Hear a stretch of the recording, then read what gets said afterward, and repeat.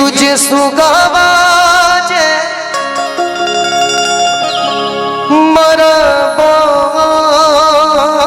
धनुख से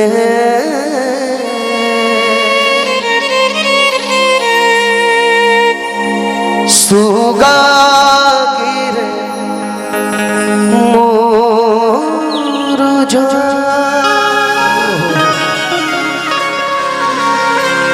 कि मरा बोझे सुगवा धनुख से सुगा गिरे मुरझा तीजे सुगानी जे रोवेली वियोग से आदित होई नासा यहदित होई ना सहा। बड़ी सुंदर लाइन माता शारदा सिन्हा जी ने कहा है, पद्मश्री मां शारदा सिन्हा। आठवीं काठ के कोठरिया दीनानाथ रूप छान लागल के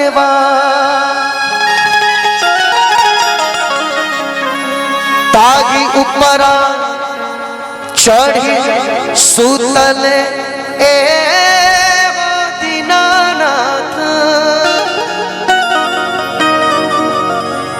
बांझन के बड़वा धैले खा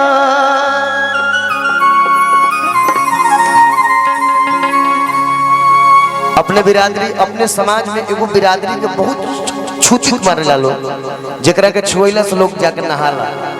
ए छठ ऐसा महान पर्व में ओकर महत्व का बा। छोटी रे मोटी हर डोली बिटिया के लामी लामी हो के